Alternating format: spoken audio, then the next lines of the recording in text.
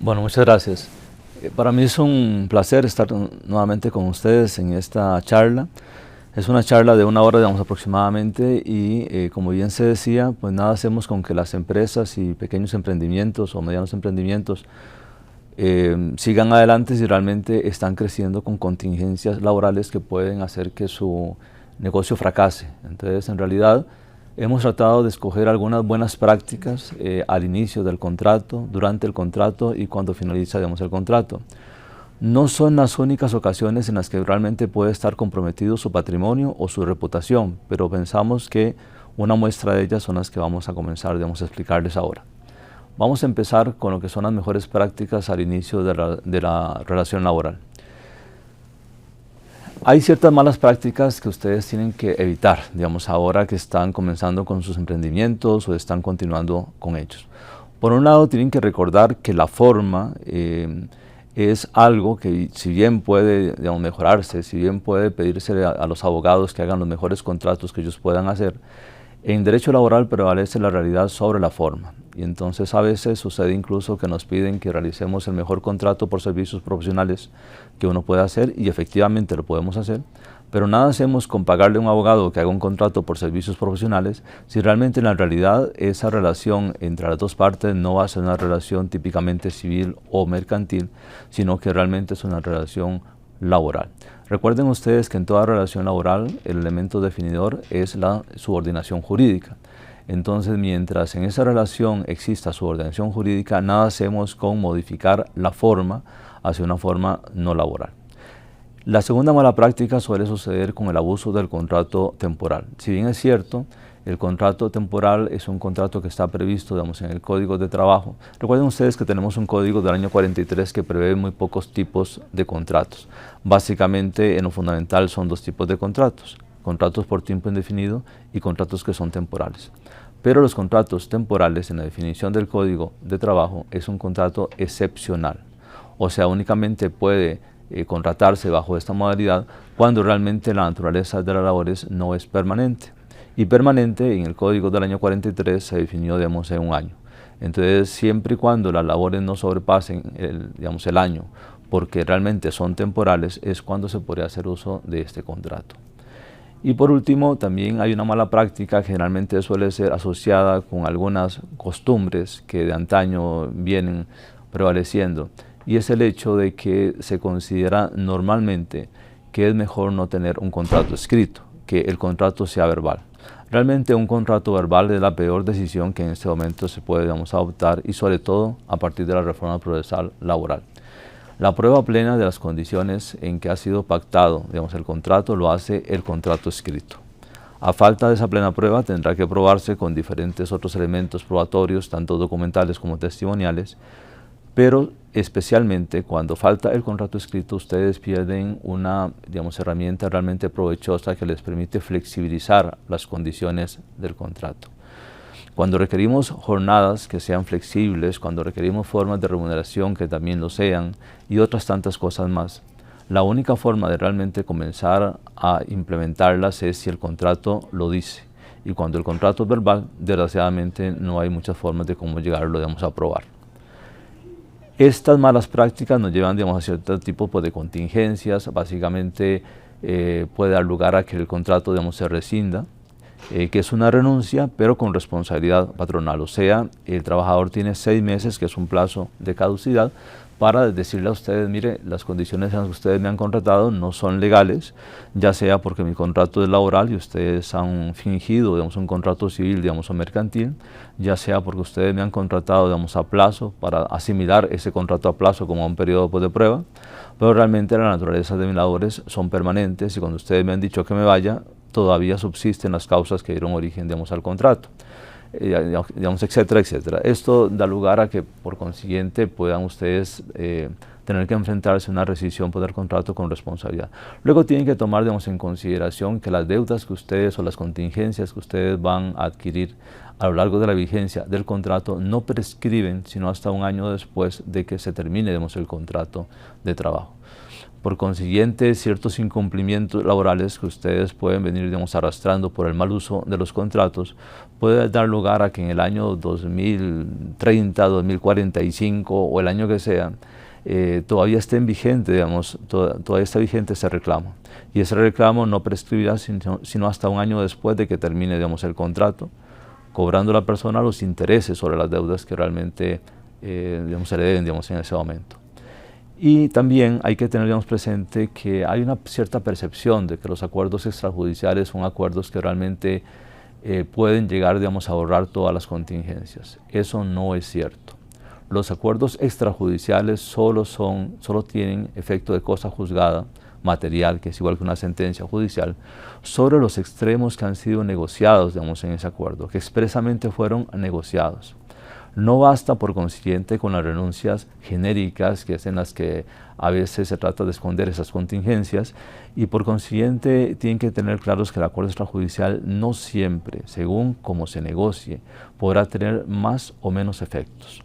Por consiguiente, las buenas prácticas pasan por saber que el contrato temporal es excepcional, por saber que no vamos a celebrar un contrato de trabajo solo cuando no existe subordinación jurídica, o sea, solo cuando hay autonomía o libertad de organización, de dirección de la persona que presta el servicio.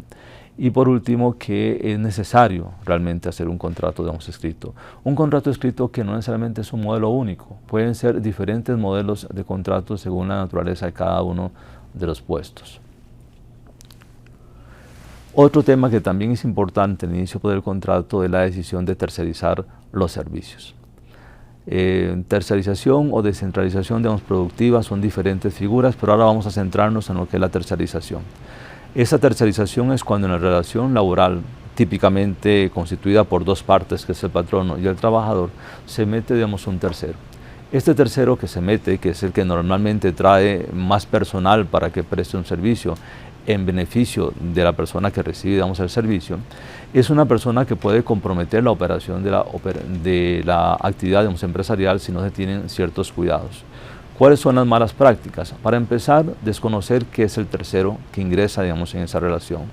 No con todo tercero se puede hacer negocios, no con todo tercero se puede llegar a contratar personal, porque, como veremos, una de las contingencias que, digamos, que existe es que este tercero puede ser recalificado como un intermediario. Y nuestro Código de Trabajo del año 43 hace una diferenciación en la figura de ese tercero que está presente en la relación, de forma tal que el Código distingue entre un intermediario y un contratista. ¿Cuál es la diferencia entre un intermediario y un contratista? En la simplicidad del Código del año 43, la diferencia está en que el intermediario no tiene capital propio y el contratista sí tiene capital propio. ¿Qué significa capital propio? Digamos, en términos muy sencillos, diríamos, y en una frase muy, digamos, coloquial, pues diríamos que una persona que no tiene capital propio es una persona que no tiene dónde caer muerto. O sea, es una persona que no tiene realmente lo necesario para ser, digamos, un empresario. No tiene, por consiguiente, capital para pagar una oficina, no tiene capital para pagar digamos, personal, digamos, a cargo, digamos, administrativo o, digamos, operativo, no tiene capital para un montón de cosas más que un empresario normalmente tendría para poder hacerlas. Entonces, cuando a veces traemos a un intermediario a esta relación, que a su vez trae a cierto personal que él contrató a nombre propio, por cuenta propia, pero para que prestara un servicio a otro, que en este caso es la persona que recibe, digamos, el servicio, que ha contratado con ese tercero, digamos, que la colocación, pues, de este personal, digamos, en esta relación, digamos, ese tercero, si es recalificado como intermediario, realmente lo que existe es una solidaridad, una obligación solidaria por cualquier deuda que el intermediario tenga con sus trabajadores. Y ese es el peligro más importante que existe cuando traemos a un tercero a esta relación. A veces puede ser que el empresario tenga ciertas preocupaciones que le hacen perder, digamos, el sueño, porque sabe que tiene ciertos incumplimientos, pero él sabe qué tipo de incumplimientos son, hasta dónde, digamos, ha llegado, qué tipo de contingencias puede estar, digamos, arrastrando. Pero lo peor es cuando el empresario duerme bien, tiene buen sueño, porque sabe que su relación con sus trabajadores, digamos, en planillas, es la adecuada.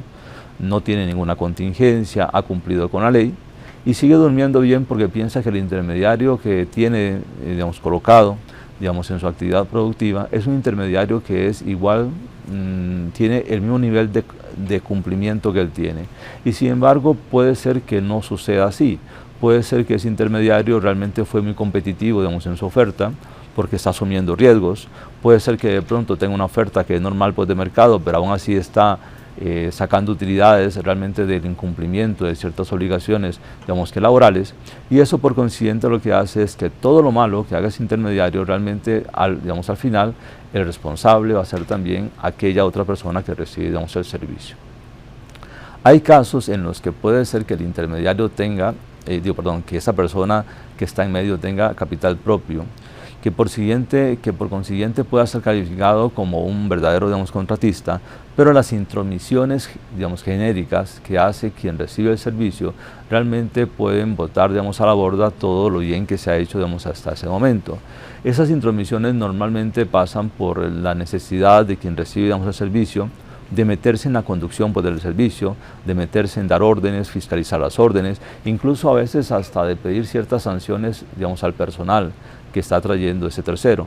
Estas intromisiones realmente pueden hacer que también pueda llegar a haber una recalificación de esta figura que está en medio, que en principio aparentaba ser un contratista porque tenía capital propio, pero que por las continuas y graves intromisiones que ha hecho quien recibe, digamos, el servicio, pone en duda de si realmente es el verdadero, digamos, empleador del trabajador que está prestando, digamos, el servicio. Y esto también genera, por supuesto, contingencias, digamos, que patrimoniales, tanto, digamos, administrativas como judiciales, e incluso riesgos reputacionales. Hace algunos años pasó un caso muy interesante de estos, en los que finalmente trabajadores que eran de un cuerpo de vigilancia, de una empresa de vigilancia que era contratada por otras empresas que cuidaban mucho, digamos, que su reputación, digamos, en el mercado, finalmente por los incumplimientos graves que este contratista tenía con ellos, lo que provocan es una serie pues, de protestas públicas que son finalmente visibles a través de los medios de comunicación y donde hay un riesgo reputacional no solo para la empresa contratista de seguridad, sino también para las empresas que estaban contratando con ella. Incluso los mismos trabajadores en estos medios lo que dijeron es, miren, le pedimos a las empresas tales y tales y tales, que son las que están contratando los servicios de nuestra empresa, que sepan que están contratando una empresa contratista que tiene los siguientes incumplimientos laborales. Y eso pone por consiguiente, digamos, en la picota la reputación, no solo de la imagen pues, de la empresa que recibe el servicio, sino también de los mecanismos pues, de control que realmente tiene. Por consiguiente, hay que conocer a ese tercero, hay que conocer si el tercero tiene más clientes, la reputación que tiene, digamos, en el mercado, etcétera, etcétera, etcétera.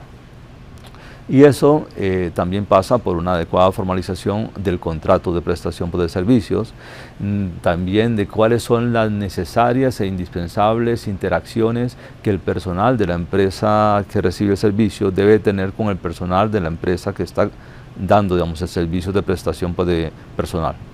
Y también pasa por una auditoría de procesos que es absolutamente, digamos, indispensable y por lo menos en este país se hacen muy pocas. Vamos ahora a lo que son las mejores prácticas durante la relación laboral. Aquí nos hemos centrado, básicamente, digamos, en una sola, que son las horas extras. Hay otras más, sobre todo, digamos, el salario daría lugar para otra charla un poco todavía más extensa que esta, pero nos hemos centrado en las horas extras. Las horas extras de las contingencias, una de las mayores que hay en cuanto a la cantidad de dinero que normalmente, digamos, se cobra. Recuerden que ustedes que estamos frente a relaciones en las que las contingencias que se generan no prescriben sino hasta un año después de que se vence la relación laboral. En este momento hemos atendido demandas entre 30.000 y 60.000 horas extras y creo que más de 60.000, digamos, horas extras. Con el agravante de que eso genera pues, deudas que son quincenales, sobre las cuales se cobran los intereses y la indexación desde la fecha en que se deben. Entonces hay deudas de estas que son quincenales que pueden tener, como nos ha pasado ya, más de 20 años por intereses, digamos, acumulados. Bueno, aquí lo primero que tienen que saber ustedes es que las horas extras pueden ser, digamos, eventuales o permanentes. Y esto es un punto importante porque según cómo se califiquen en la carga de la prueba que tiene que aportarse, digamos, al proceso. Si son eventuales, o sea, si son, digamos, esporádicas, es el trabajador quien tendrá que decir cuándo las trabajó y por cuánto tiempo trabajó. Pero si el trabajador las califica como permanentes, y es muy usual ahora que los abogados de los trabajadores presenten las horas extras como permanentes. ¿Por qué? Porque siendo permanentes, quien tiene que demostrar que no se elaboraron es el empleador. Entonces, es el empleador quien tendría que, digamos, en principio, poner, digamos, en el proceso, colocar en el proceso la prueba necesaria de que realmente no son permanentes, sino que son eventuales. Pero el trabajador se descarga, digamos, inicialmente de esa prueba. ¿Qué tipo de prueba tendrá que presentar, digamos, el empleador? Digamos, el contrato, donde está la jornada, los registros donde estén las jornadas y estén los horarios, las marcas, si acaso existen, y sobre todo las políticas que establecen cómo es que se administra las horas extras. Y eso tiene que ver con algunas malas prácticas que tienen que, digamos, que tienen que quitarse. Primero, no es el trabajador quien decide cuándo trabaja, es el empleador quien decide cuándo se trabajan las horas extras. Por consiguiente, lo que no debería pasar es que un trabajador se quede sencillamente porque voluntariamente decidió colaborar, digamos, con la empresa, porque finalmente cuando se discute si realmente las horas extras deben pagarse o no, la voluntariedad del trabajador para quedarse no es tal, sino que sencillamente el juez lo que va, digamos, a decir es, bueno, si él se quedó y usted no le dijo que se fuera, pues finalmente lo que tenemos es un trabajo que posiblemente le aprovechó a usted, y si le ha aprovechado usted tendrá que pagarlo. Y eso tiene que ver también con lo que es el tiempo efectivo de trabajo, y esta es la preocupación que siempre debemos de tener, de que los descansos realmente se cumplan y que realmente si el trabajador se queda es porque realmente se requiere que se quede por las necesidades productivas que hay. Y eso tiene que estar ligado con los procedimientos que la empresa tiene, donde claramente tiene que estar, digamos, establecido cuándo es que se autorizan las horas extras. Por consiguiente, no es que implícitamente porque el trabajador se quede, es que yo estoy autorizando las horas extras, sino que todos sabemos que para que una hora extra se dé, hay un procedimiento que dice, hay una persona que le autoriza a usted a realizar las horas extras y por consiguiente es el responsable también del costo de las horas extras. Pero esos procedimientos son sumamente importantes y todos, insisto, se basan en el tema de que es la empresa quien decide cuándo es que se realizan estas horas. Y eso tiene que ver también con los estudios, pues, de tiempos, porque nada hacemos con estar estableciendo, digamos, unos tiempos, un horario, si finalmente pues resulta que en cuanto a estos horarios, realmente la labor que se asigna no puede cumplirse durante el tiempo que está destinado, lo cual provoca, digamos, evidentemente que la persona tenga que quedarse más tiempo pues necesario. Las consecuencias son patrimoniales, como digo, y son consecuencias que incluso ya hemos tenido casos donde hemos tenido por comenzar por erradicar la mala práctica también de que se queden después de 12 horas, que es el límite absoluto diario que puede haber dentro del código, un límite, digamos, absoluto donde cualquier trabajo realizado más allá de 12 horas está absolutamente prohibido, y donde podría ser incluso que las pólizas de riesgos profesionales no cubra siquiera. Y ahora vamos al último punto, que tiene que ver con las mejores prácticas para finalizar la relación, digamos, laboral. En cuanto a las mejores prácticas al finalizar la relación laboral, vamos a ver tres casos. Primero, lo que es el despido con responsabilidad patronal. Miren, cuando se hace un despido con responsabilidad patronal, el primer punto y el más importante es que tengamos presente que hay una carta de despido que tiene que hacerse, donde, como es un despido con responsabilidad, normalmente lo que utilizamos es el artículo 85, inciso D, que nos dice que se despide por voluntad patronal. Voluntad patronal es un concepto que el Código tiene desde el año 43 y que finalmente lo que quiere decir es que yo despido porque quiero. Y este despido porque quiero es un despido que está también previsto en la Constitución Política, cuando dice que, cuando reconoce que un empleador puede dar por terminado el contrato de trabajo sin una causa, nada más con el pago de las indemnizaciones correspondientes, que son las que ya conocemos. Pero el hecho de que tengamos un régimen de libre despido no permite que todo motivo pueda ser utilizado como una expresión de la voluntad patronal.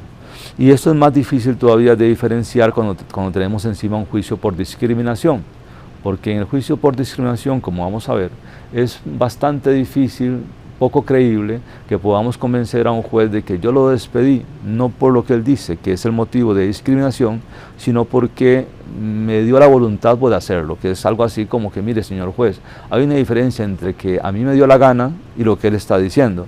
Esa distinción ya ustedes supondrán que es una distinción que difícilmente vamos a provocar, digamos, en el juez.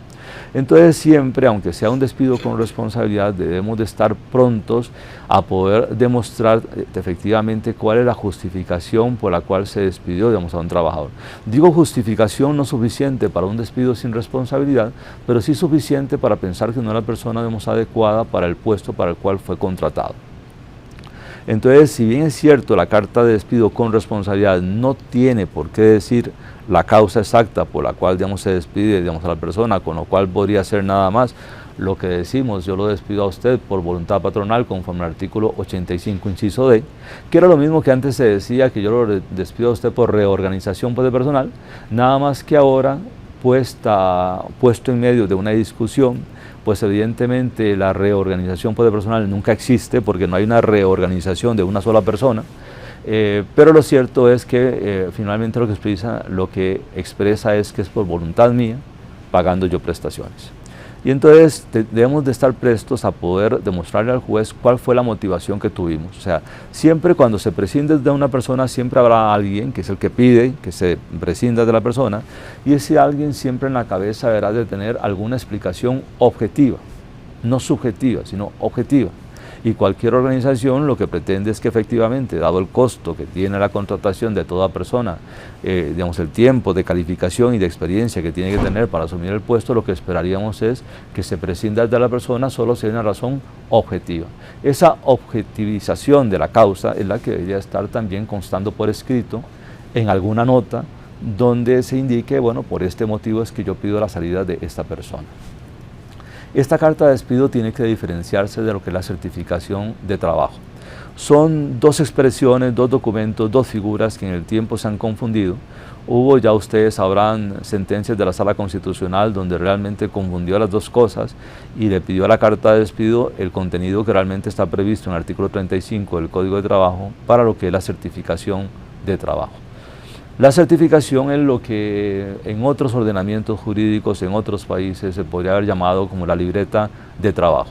Es un documento donde consta cuál es tu experticia, cuáles son los puestos, empresas por las que has pasado, cuánto has durado, digamos, en ellos, cómo has trabajado, etc. Entonces, el artículo 35 tiene un contenido mínimo que, bueno, usted tendrá que certificarle, pues, a la persona que se va a conseguir en el mercado de trabajo, digamos, otro puesto, cuándo empezó, cuándo terminó y qué puesto fue el que desempeñó. Eso permite saber al nuevo empleador, pues, cuánto fue la duración que tuvo, que ya es un indicio que le puede ser interesante, pero también cuál fue el puesto que desempeñó, que tiene que ver con las funciones, la naturaleza de lo que hace, sus habilidades y destrezas, que puede ser, pues, interesante para quien contrata a futuro. Y el 35 decía que solo si el trabajador lo pide, solo si lo pide, va a indicar la forma en que trabajó y la causal por la cual se extingue, digamos, el contrato, lo cual es más que evidente, más que lógico, era una medida más que razonable que el legislador del año 43 pues puso una certificación de trabajo, porque nadie va a estar interesado en que en su certificación se diga cosas que no le convienen, salvo que él quiera que se digan porque sí le convienen. Entonces, en ese sentido, la carta de despido, como digo, no tendrá ninguna explicación de cuál es el motivo. La certificación sí, si él lo pide. Hay casos muy particulares en los que una carta de despido dirá algo más, pero ese algo más es cuando el abogado o por asesoría legal se aconseja decir algo más porque ya se prevé alguna discusión de discriminación con ocasión de la separación. Y entonces, como en el proceso sumario por discriminación, que luego vamos a ver, el juez puede decretar como medida cautelar la reinstalación del trabajador, sin habernos escuchado antes, puede ser, digamos, importante que la carta de despido diga algo más para que a la hora en que el trabajador presenta la carta, al menos el juez lea una versión nuestra de lo que fue el motivo por el cual se separó, digamos, a la persona. Entonces, hay casos muy especiales en los que la carta puede decir algo más. Este despido con responsabilidad también se puede aplicar cuando hay ciertas lesiones que hacen, digamos, imposible que la persona siga, digamos, en el puesto de trabajo, cuando hay un riesgo por el trabajo que afecta la continuidad de la persona, pero hay ciertos requerimientos objetivos que tienen que seguirse, digamos, en ese caso. Porque también hay un proceso sumario que permite la reinstalación de quien, aun siendo despedido con responsabilidad, la empresa no siguió con este procedimiento. Procedimientos que tienen que ver con una constancia de un médico que dice él no puede hacer tales funciones, digamos, en su puesto, una evaluación desde el punto de vista de salud, digamos, ocupacional, donde se dice con estas limitaciones sobre cosas que no puede hacer, realmente no puede llegar a desempeñar, digamos, ese puesto, un estudio de recursos humanos diciendo, por consiguiente, con las habilidades, destrezas y conocimientos y experiencia que tiene, solo podemos saber que puede ser reubicado, digamos, en ciertos puestos. Otro es digamos, un acta donde nos sentamos con el trabajador y entonces dialogamos con él y vemos las diferentes opciones laborales si existen. Si no existen, pues no hay y tendrá que ser separado con responsabilidad porque por todo lo anterior y no habiendo otros puestos no hay donde colocarlo. Pero habiendo donde colocarlo, se consignará qué decisión toma él. Si me interesa, no me interesa, si me interesa se queda con los cambios que haya que hacer, digamos, en ese caso, no me interesa, despido con responsabilidad, pero todo debidamente documentado. Entonces, ¿cuáles son las consecuencias de que no se siga con este procedimiento? Bueno, las consecuencias las veremos sobre todo con lo que es el despido por discriminación, que un poquito más adelante les voy, digamos, a comentar. Vamos con el despido sin responsabilidad patronal. En el despido sin responsabilidad patronal sí tiene que haber una carta pues, de despido, una carta de despido que diga detalladamente cuáles son los hechos puntuales, claros y precisos que realmente dan lugar a la decisión de despedirlo sin responsabilidad. Para llegar a un despido sin responsabilidad, digamos, patronal, salvo que por sí misma la primera falta sea suficientemente grave para justificar, digamos, un despido, tendrá que haber un procedimiento previo. Ese procedimiento previo habla de la cultura de la empresa, habla también de la buena fe con la que ha actuado, digamos, la empresa, habla de la conducta reiterada y obstinada del trabajador que ha hecho que se motive, digamos, un despido sin responsabilidad patronal. Y eso debidamente documentado a lo largo pues, del tiempo. De ahí que se pidan que las sanciones inferiores estén constando por escrito, con la firma del trabajador. Y es un tema donde la empresa tiene que demostrar que su cultura, digamos, empresarial le lleva a decir constantemente al trabajador, mire, yo quiero de usted una conducta distinta, mire, yo quiero de usted esto, esto y esto. Y si finalmente el trabajador insiste en que a pesar de que eso es lo que la empresa le dice, él quiere hacer cosa distinta, pues finalmente le tendremos que decir, ojo, que si sigue usted adelante con esa conducta, va a haber una sanción cada vez mayor, y esa es la sanción que finalmente le toca, que es el despido sin responsabilidad. La calificación jurídica diríamos que es lo de menos. Es un apoyo, digamos, a veces que la propia asesoría legal le da, digamos, a recursos humanos, pero lo más importante, más allá de la calificación jurídica, es que realmente los hechos estén plenamente descritos y de forma clara. De forma clara para un tercero que va a leer, digamos, esa carta. Yo recuerdo alguna vez como juez de trabajo que me tocó leer una carta por despido que para mí es una de las más, digamos que simpáticas que he leído, que fue una carta de 2 planas a espacio sencillo, en la que el gerente general estaba despidiendo al gerente financiero. En 2 planas a renglón sencillo ustedes podrán saber, con letra más o menos 11, podrán ustedes saber cuántas cosas fueron las que se dijeron, digamos, entre ellos dos. Y cada vez que la persona comenzaba, digamos, un párrafo nuevo, con lo cual estaba describiendo un nuevo, digamos, incumplimiento, y yo comenzaba, digamos, a leer la carta, yo decía, y ya va a decir exactamente qué fue lo que hizo, entonces en ese momento metía o un proverbio, o una frase de esas clásicas, o una cita bíblica, y durante las 2 páginas fue el mismo recorrido en ese mismo sentido. Entonces yo como juez llegué, digamos, a la conclusión de que ellos dos sabían perfectamente por qué lo estaban despidiendo a él. Entre ellos dos no había ninguna duda de realmente qué fue lo que él había hecho. Pero yo como observador, digamos, externo, que tenía además que dictar sentencia, nunca supe exactamente qué fue lo que hizo. Bueno, ahí lo que faltó fue una descripción detallada, clara, digamos, y puntual de los hechos que, bueno, que en 2 páginas, a renglón seguido, letra 11, no decirlo, la anécdota. Pero entonces, por consiguiente, digamos, el despido debe ser una culminación pues, de un proceso.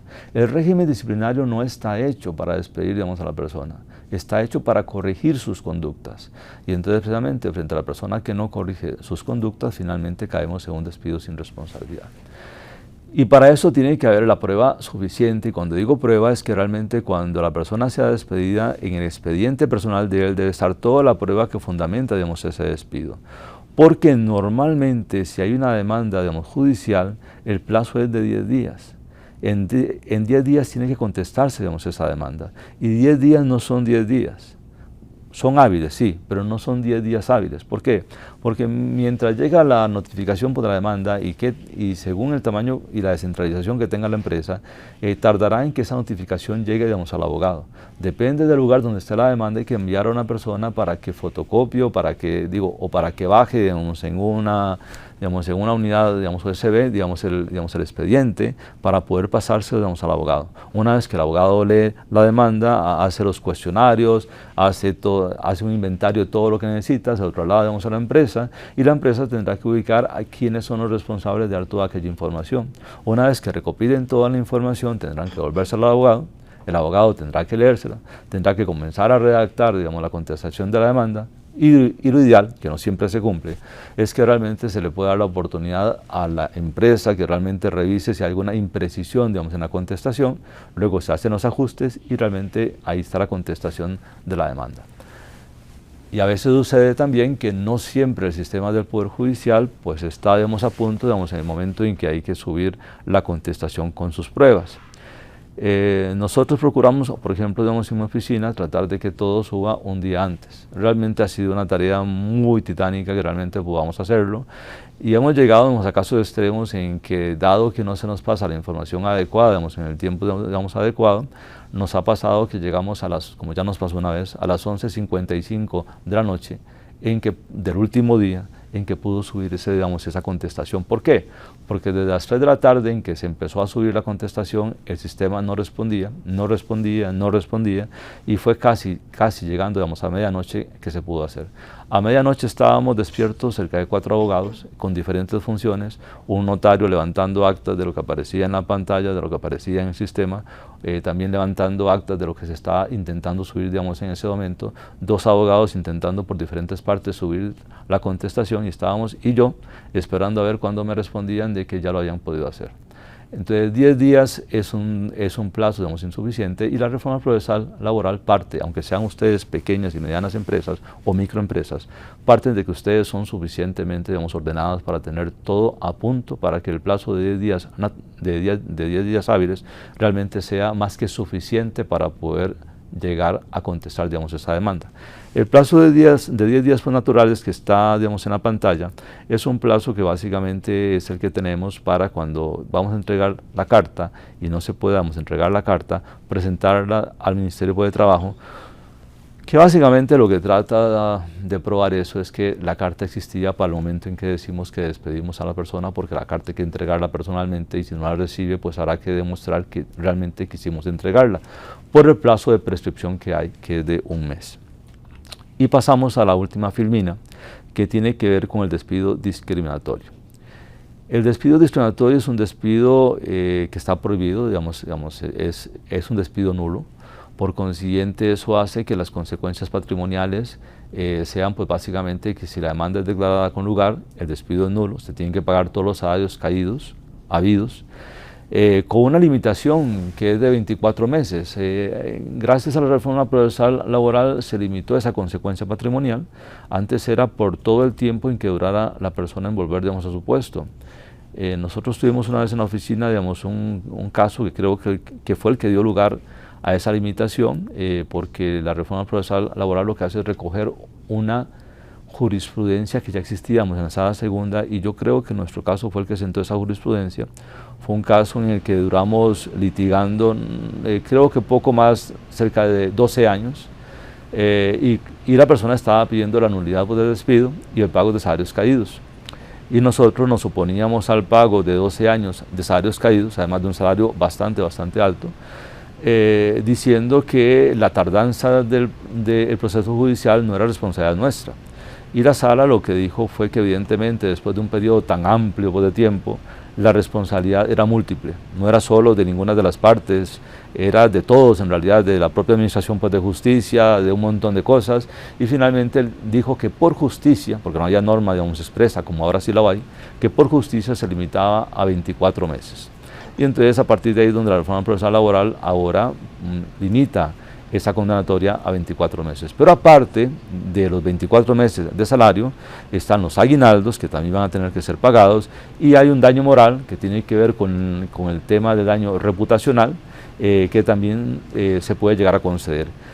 Hemos tenido casos, son muy pocos en realidad, pero por ejemplo en materia de hostigamiento sexual han habido sanciones, responsabilidades por daño moral, que ahorita no me acuerdo exactamente, pero creo que andaba por el orden de $30.000 o 30 millones, ahorita no me acuerdo digamos, el número exacto, pero que no es la típica suma que ustedes pueden pensar que es bajita, sino que puede ser una suma realmente alta.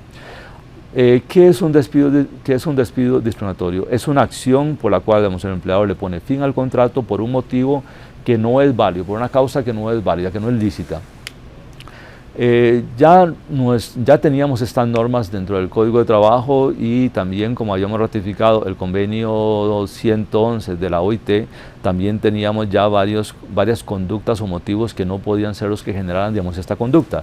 Los típicos ustedes ya conocen, temas de ideología política, de motivo religioso, de raza, etnia, digamos que por edad, etc.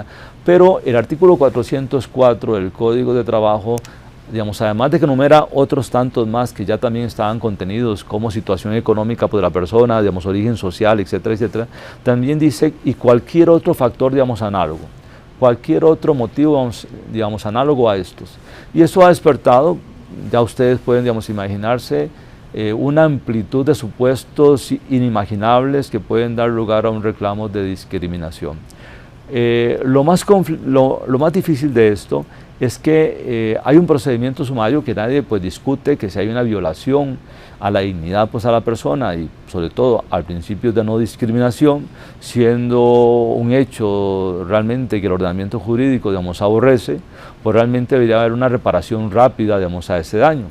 Y entonces por consiguiente se crea un procedimiento sumario que es donde se dice que el juez le va a dar prioridad a ese procedimiento sumario para tramitarlo, tanto así que le dice, una vez que se recibe la demanda, en 24 horas usted tiene que darle traslado digamos, a esa demanda, pero en ese traslado de la demanda también le confiere la posibilidad de que reinstale al trabajador mientras se discute digamos, el tema.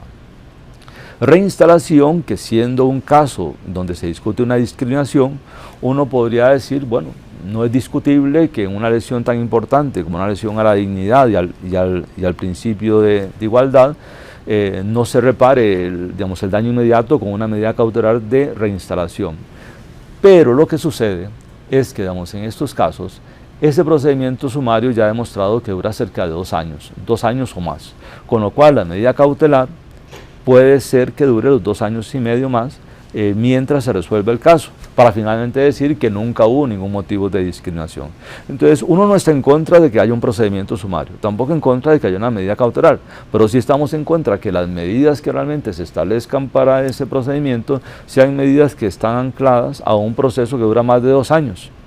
Si tuviéramos una discusión que como en principio, como siempre sucede, el legislador piensa que realmente va a ser un tema que se resuelve en días, pues no tenemos problemas en que en días tengamos una medida cautelar que se mantiene mientras se define el tema. Pero cuando el proceso ya dura más de 2 años, ya la medida cautelar no tiene sentido realmente tal y como está digamos, que prevista digamos, en este momento. Y los plazos para contestar son todavía más breves, son 5 días. Y como todo despido sin responsabilidad o con responsabilidad puede ser alegado como un despido discriminatorio, el plazo que tiene para contestar son 5 días. Si antes hablábamos que el abogado se ve a duras penas con el plazo de 10 días, con un plazo de 5 días no les voy a decir en qué penuria se ve, digamos, el abogado, y todo porque la reforma procesal laboral parte de que usted es micro, pequeña o mediana empresa, usted es suficientemente ordenada para tener a punto todo lo que el abogado necesita para contestar esa demanda. O sea que es tan sencillo como jalar del expediente del archivo, sacar el expediente y ahí está todo lo que se necesita porque la empresa es sumamente ordenada. Y esto no mide ni pequeñas, ni medianas, ni micros. Es una regla para todas ellas. Y por último, para dar opción, digamos, a preguntas que ustedes tengan, decirles que en los casos en que se discute un despido discriminatorio, la empresa gana o pierde el caso no por la pericia con la que el trabajador presentó la demanda y la prueba que él presentó, sino por su propia, digamos, impericia. O sea, las demandas por despido discriminatorio realmente no las gana el trabajador, las pierde la empresa. ¿Por qué? Porque la regla probatoria es la siguiente. Al trabajador se le pide que presente los indicios de que hay un despido discriminatorio. Indicios que alguien podría suponer que deben de ser suficientemente contundentes, precisos, no contradictorios, etc. Pues no es así. Ya desde hace varias décadas, cuando la Sala Constitucional era la que resolvía, digamos, estos casos, ya había pues admitido, digamos, a trámite casos de despido discriminatorio, donde bastaba que una persona dijera, me han despedido, y aquí está la carta de despido. Por eso la importancia de que la carta de despido a veces diga algo más cuando sospechamos que puede haber un tema de discriminación más adelante. Y aquí está lo que yo presento como criterios de discriminación. Y como criterios de discriminación pueden ser, vean las 3 incapacidades que he tenido antes, vean ustedes mi condición de tal género, vean ustedes mi origen de tal género, vean ustedes que, etcétera, más la carta de despido. Y la suma de los dos son los indicios que el trabajador presenta. A partir de esos indicios, el juez presume en su cabeza que es probablemente cierto lo que el trabajador, digamos, está diciendo. Y el juez no tiene ningún problema, digamos, anímico ni trascendental de presumir que pueda ser cierto lo que el trabajador dice. ¿Por qué no tiene ninguna penuria con presumir eso? Bueno, porque ahora sabe que le va a conceder a la todopoderosa micro, pequeña y mediana empresa la oportunidad para que en un plazo de 5 días diga por qué fue que lo despidió. Y él presupone que esa todopoderosa empresa, micro, pequeña, digamos, y mediana, vendrá con un arsenal de pruebas suficientes, documentales, testimoniales, etcétera, con las cuales podrá probar cuál fue la razón objetiva por la cual separó a ese trabajador. ¿Y cuál fue uno de los primeros casos que conoció la Sala Constitucional en el sector privado de un despido discriminatorio? Un caso donde el trabajador lo que dice es, yo comuniqué que tengo un cáncer linfático en fase terminal, y tantos meses después hay una carta pues, de despido. Y la carta de despido además decía por reorganización pues, de personal, que ya ustedes sabrán que nunca iba a aprobar una reorganización de uno. Pero luego cuando mira la todopoderosa empresa, que era una empresa grande, pues se encuentra con una empresa que lo que le refleja es que tastabillea con el plazo que le dan para contestar. Primero porque no puede probar que hay una reorganización de uno. Y entonces luego porque lanza otro motivo más, que cuando es un despido y está puesto en la carta, y de ahí digamos el cuidado que tiene la carta, sea con o sin, delimita únicamente los hechos que podemos discutir en juicio. Y entonces pues resulta que la empresa lo que lanza es otra causal distinta a la que puso en la carta.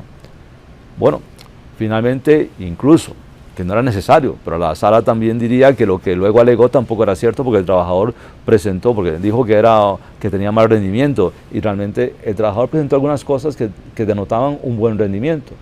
Pero lo cierto es que la todopoderosa empresa trastabilló y probablemente cayó de bruces frente al juez.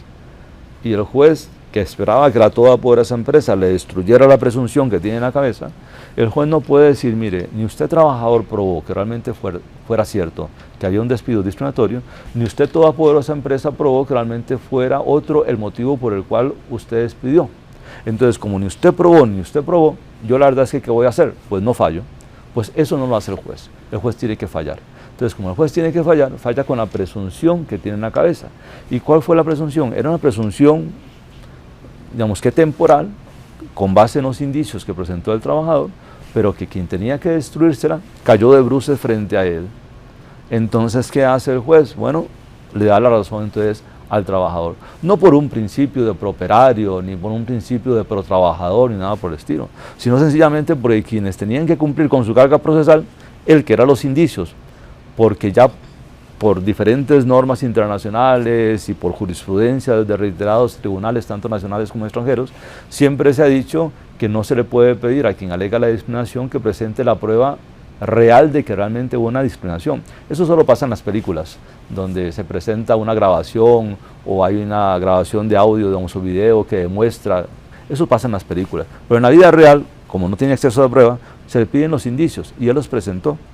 La todopoderosa empresa fue la que falló. Entonces, ¿por qué se falló con lugar diciendo que el despido era discriminatorio, que era nulo, etcétera, etcétera? No por la virtud que tuvo el trabajador de presentar la prueba que nunca va a poder presentar, sino por la impericia de la empresa de realmente justificar por qué despidió, digamos, a la persona en un juicio de discriminación. Y de ahí la importancia, por consiguiente, que cada vez que vayamos a la extinción del contrato, realmente tengamos, uno, la seguridad de que el motivo es objetivo, sea para un con o para un sin, pero es objetivo. Y segundo, tengamos la prueba suficiente para demostrar de que efectivamente el motivo de despido fue cierto. Las consecuencias patrimoniales, pero además reputacionales. La sentencia que les digo es altamente conocida. Mucha gente sabrá qué empresa fue la que se vio metida, digamos, en ese enrollo de un despido pues, discriminatorio, y eso afecta finalmente imagen. Y ese es un daño que ustedes ya sabrán mejor que yo cómo se puede llegar a medir. Bueno, así resumidamente, de una forma rápida, un poco seguir insistiendo de que nada vale preocuparnos a veces. Yo sé que son parte de las preocupaciones que ustedes tienen, de cómo ser financieramente más sólidas, de cómo aumentar su participación, digamos, en el mercado, cómo ser más competitivas, etcétera, etcétera. Pero también les digo que las contingencias laborales que pueden haber, si ustedes van creciendo sin considerar la normativa que existe desde el punto de vista pues, laboral, puede hacer que lo demás fracase, sencillamente porque las contingencias laborales son sumamente altas. Yo he participado en procesos de debida diligencia en compras de empresas, donde finalmente tengo la impresión que el informe que hemos presentado de contingencias laborales fue lo suficientemente claro y preciso para no comprar finalmente, digamos, a la empresa que se quería, digamos, adquirir, para que el negocio realmente fracasara. Probablemente era viable por otros motivos, pero era absolutamente inviable por el precio que se estaba pagando con las contingencias laborales que realmente se tenían. Entonces, a veces, realmente las contingencias laborales hacen que la empresa no solo no haya crecido bien y sea lo productiva que se supone que es, sino que también sea, digamos, invendible, o sea, nadie la quiera comprar. Bueno, hasta aquí llego yo.